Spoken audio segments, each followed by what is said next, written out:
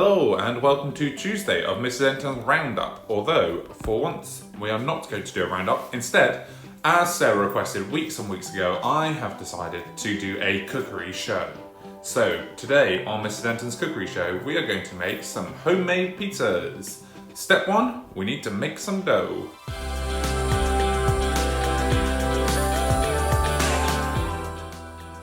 Right, in order to make the dough for the pizza, we are going to need some bread flour, or just normal white flour really, some milk, some warm water, some olive oil, and some salt. So, what you need to do first is 625 grams of your flour. This is going to make up the bulk of the dough. It's pretty important that you get it near to 625 as you can, because otherwise you'll end up with a dough that is either way too wet or way too dry and it won't come together as a pizza dough. I'm just going to double check the weight. 500, 600, there we go. So I've ended up on 630. Let me just double check. Oh, it's actually 650, so a little bit more. There we go, and I've gone over, so I'm just going to take some out. Now I have washed my hands before doing it. There we go, 649. I think we'll live with that. So the next thing is this thing called yeast. You can buy it in a big block, or you can buy it in these little pouches. If you buy it in the pouches, then they come as 7-gram pouches, and that's exactly how much you need. You need to make sure you get it all in there. This is what's going to help your dough to rise and become like bread rather than like a brick.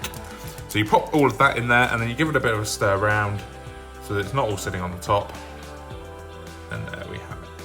Right. You give it a little bit of salt, just so that it has a little bit of flavour. Salt helps with your flavouring.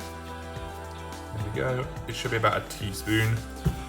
You want a splash of oil, just to give it a bit more liquid. So again, we want this to be about 25 mil. So it's going to be a fairly big splash. There we go. We want 50 ml of milk. So double the amount of milk to the amount of oil you just put in. There we go.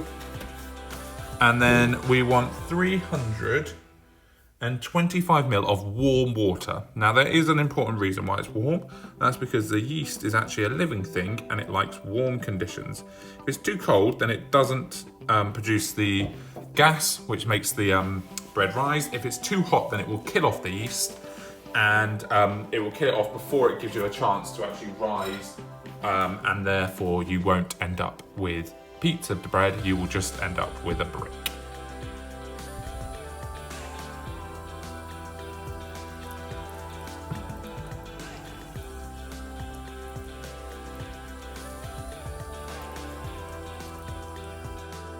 So once the dough has come together slightly, what you need to do is you need to get a really clean surface. You need to quite heavily dust it with flour, and then tip out the dough. So it needs to be a fairly strong dough by this point. You can't really tip out the liquid, otherwise it's just going to go everywhere. If it's too dry, then I would add a splash more water, but I would not do that until you've had at least a go at kneading it first, because otherwise you might end up with something that's really sloppy, which is not really what you want. So as you can see, it's quite a loose dough at this point, but it is soaking up more and more flour, which is why we floured the surface. You'll probably end up putting some more flour on the surface at some point. You want to make sure that all of the flour and dough is out of your bowl, so that it's as clean as possible, because you're going to end up reusing this bowl in a second. So try and get as much of it out as you can. Try and clear that spoon off as much as you can. And then once it's all out, once it's as clean as it can be, you're going to knead the dough for probably about 10 minutes. And the way you do that is you push it out and then you bring it all back into the center. And it might start off really sticky, but hopefully as you knead it, it should get firmer and firmer. If it's too sticky and it's sticking to the bench, then that means you need some more flour on there. So I need some more flour.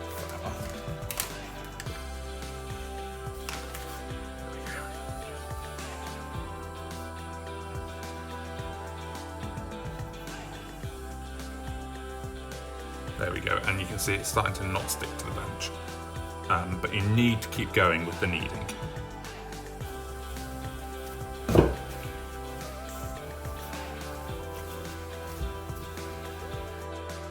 Okay, so I've kneaded it now for about 5 minutes. It's stopped becoming really, really sticky. I've added enough flour to stop it from doing that. It's become a really, really smooth dough. There's no lumps in it at all. It's a really smooth, stretchy dough now. So now it's ready for the longest part, which is actually to let it, what we call prove. The gluten has been broken by the kneading, so it's ready to be stretchy. And what you have to do is you pop it in a bowl, the same bowl you used earlier, pop it in, and you leave it for about between 1 and 2 hours. It should get to either 1.5 or double the size. So we'll check back in an hour and a half and see how much higher it has got. So here we are an hour later, and you can see the dough has started to rise. We'll leave it a little while longer and see what it gets to. Hour and a half later, and we are fully ready to go. So let's get on with making the sauce. Okay, so for the sauce, we're going to use passata, some OXO cube, some soy sauce, and some garlic. And basically what we're going to do, we're going to heat it all up and try and thicken the sauce a little bit as we go. You can just use plain old passata with a bit of salt if you wanted to, but this makes a much nicer, richer sauce. Okay, so I've checked the sauce on a medium-ish heat at the moment, and now I'm going to add a bit of soy sauce. This is instead of salt, so you just want a splash or two. I've put 1 clove of garlic in, so we'll just crush that in, and then 1 stock cube. So with the soy sauce, just a splash, and the stock cube, that should be enough salt for the sauce. And then just chuck this in. That will dissolve. Okay, and then the other thing that my wife has very kindly reminded me is that I need some oregano.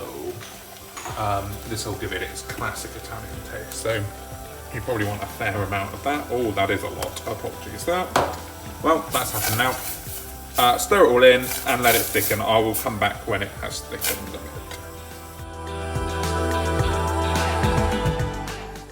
Right, once you've made the sauce, you now need to make a pizza base. So we've got the base here. What we need to do, oh, it's really risen, so that's lovely. So you can see it gets really, really stretchy, but you need to pull off a load, about kind of, what's that, slightly bigger than a tennis ball size maybe. Depends how big your pan is really, but what you need to do is you need to roll it out. Now this is going to be quite difficult because bread dough, by its very nature, in order to make it bread dough, is incredibly stretchy. So if you roll it out, you can see it's already starting to shrink back. So you have to kind of work quite quickly. You have to be quite forceful with it. You're not going to break it, and even if you do, you can just roll it back into a ball and start again with pizza dough anyway. So you roll and roll and roll. I tend to make rectangle ones because that's the shape of the pan, and then I can get the most amount of toppings on, which is great news. My only downfall is that the workbench isn't often deep enough. So what I tend to do is roll it and then pull it out with my hands so that it stretches. Let's just move that over there so I can roll a bit further than that. So you might want to turn it over so it doesn't start to stick. Make sure your surface is really well floured, otherwise you're just going to end up with a big sticky blob on your worktop, which is not going to taste nice because you won't be able to get it in the oven, and Mum and Dad aren't going to be particularly happy because it's going to be an absolute nightmare to get it off. So you want to roll it relatively thin. I like my pizzas quite thin, but you don't want to roll it so thin that you can see through it, because then it will break and turn into a sloppy mess in the oven. Once you think you're nearly there, you need to get your pan. Something nice and thin, not like a big roasting tin. So here's my pan, and if you lift it up, pop it on, and then you can tend to stretch it out so that it is the right size for the pan. You want to fill the whole pan really. So you don't need to worry about oiling the pan. When the dough is fully cooked, it should just slide straight off. You can see I've pulled it too thin there and it's started to break, so I'm just going to pull it back over. Make sure it's right in there. Right up against the sides. you can see how hard you're having to work because it's just so stretchy. There we go. Right, so first thing to go on is the sauce. So you want to spread that all the way to the sides. If you don't spread it all the way to the sides, you're going to end up with a burnt bit of dough, which is not anybody's cup of tea really. I tend to use the back of a spoon to do this. Doesn't need to be really thick. Because we part cooked the sauce already, it's got a lot of flavour itself, and there's not loads of it to go around, so all the way to the edges.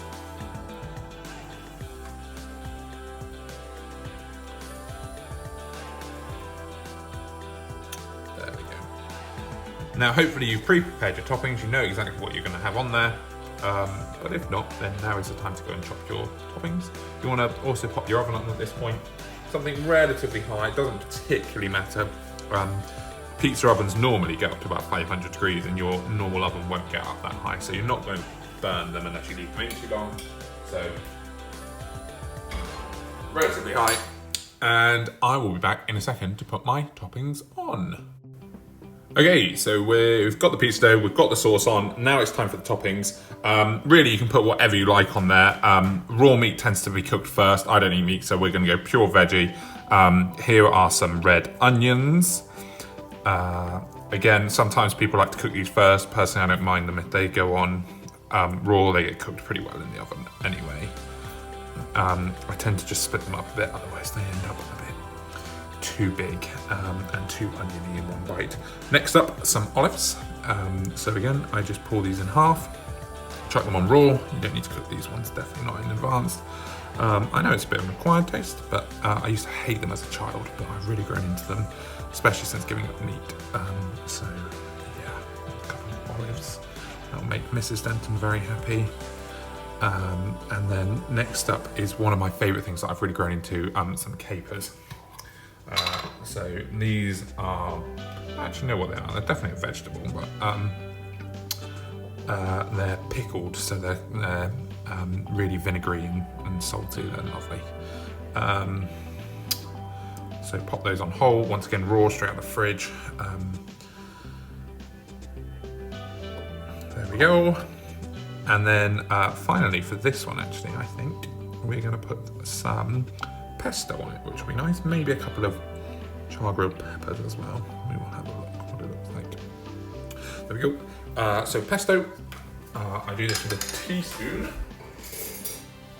And we just put little blobs on. Oh no, I know what I've forgotten. I'll get told off if I forget it completely. Mrs. Denton loves garlic on the pizza. So some blobs of pesto. Just sketch it around. This one fairly even. There we go. Garlic and then cheese. So here's the garlic crusher. So we crush the garlic and then we just once again make sure it's fairly evenly spread out, just using the knife to flick it off the crusher. There we go. Perfect. And now we just need the cheese before popping it in the oven. Okay, with the cheese, we use two types of cheese. We use bald mozzarella and then we use grated mozzarella, because if you're going to do the whole thing with bald mozzarella, you may bankrupt yourself first, but grated mozzarella is relatively cheap and easy to find. You can also use grated cheddar, but again, that gets quite pricey because cheddar is fairly expensive. So another top tip is, and Miss Denton used to do this wrong all the time when he was a child, is putting loads and loads of cheese on. You definitely don't want to put loads of cheese on. It ends up really greasy. Just a light sprinkle. Otherwise, all you taste is the cheese, and you may as well not have put anything else on that pizza. So, light sprinkle all over, leaving the crust there. There we go, maybe a tad more. I'm gonna get told off by too much on. There we go. Lovely. Okay, bang it in the oven, 10 minutes, and it will be delicious. So here we have it, straight out of the oven, and it looks absolutely delicious. I am off to try some pizza. Well, I have absolutely demolished that first pizza. It was delicious. I hope you guys find time to have a go yourselves. Make sure you ask your parents. I forgot to say that dough actually makes 6 pizzas, so there's definitely enough for the whole family to go around. What we like to do is make a couple of pizzas and then share them all so that we all get a different taste. It may not come as quickly as Domino's, but it was definitely cheaper than Domino's and definitely tastier and healthier than Domino's.